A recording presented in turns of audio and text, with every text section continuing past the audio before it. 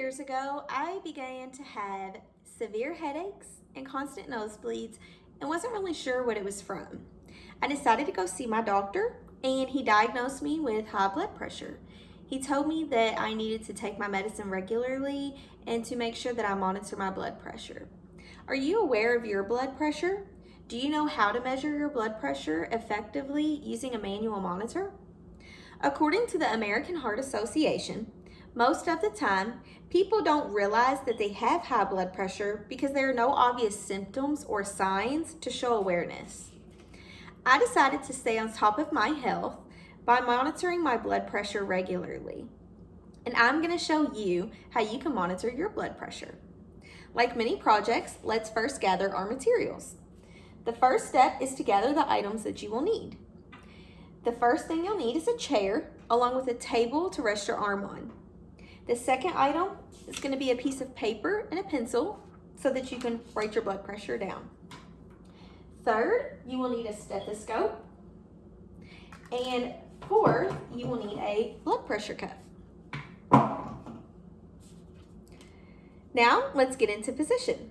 The second step is to get situated with all of your materials placed nearby. First, you're going to sit in your chair with your feet flat on the ground. Second, push your shirt up so that you can place the blood pressure cuff on. Third, you're going to place the blood pressure cuff just above your elbow.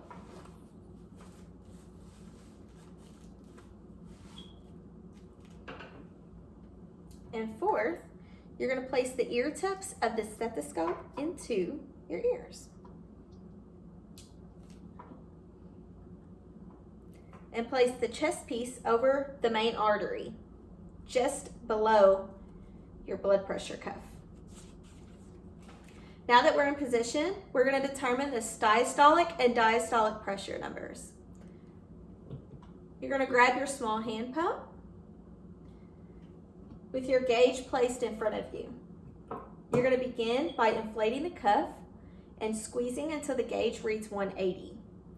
Next, you're going to locate the small knob and turn it slowly while you listen for knocking sounds. Second, listen for the knocking sounds as you watch the gauge.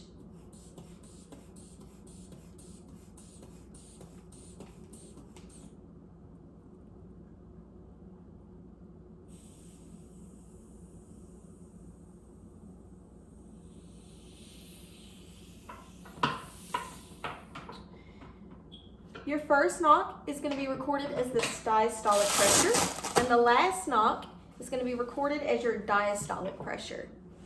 Now we're almost finished. We just need to record the numbers. The fourth step is to record and read your blood pressure numbers. You're going to grab your paper and your pencil, and you're going to record the systolic number as the top number,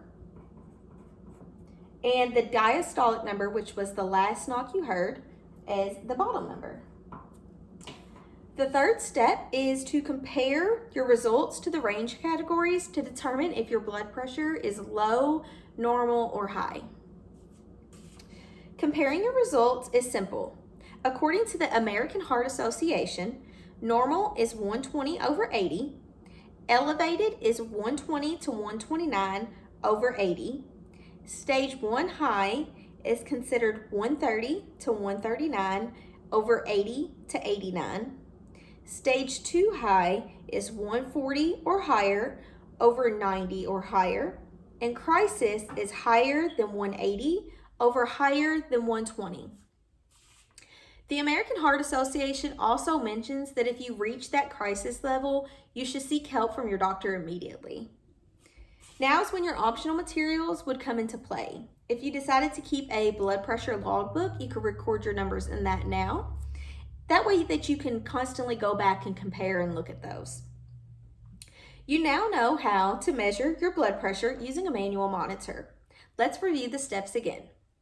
There are 4 steps in obtaining your blood pressure. First, you gather all of the items that you will need. Second, you're going to get into position with your materials placed nearby. Third, you're going to perform the task and determine those diastolic and systolic numbers. And fourth, you're going to record your blood pressure and compare it to the ranges. Now that you know how to measure your blood pressure using a manual monitor, you can monitor your blood pressure to ensure that you're in the normal ranges, and if you're not, you can make sure that you get help from your doctor. Just remember, you could have low or high blood pressure and not even be aware of it.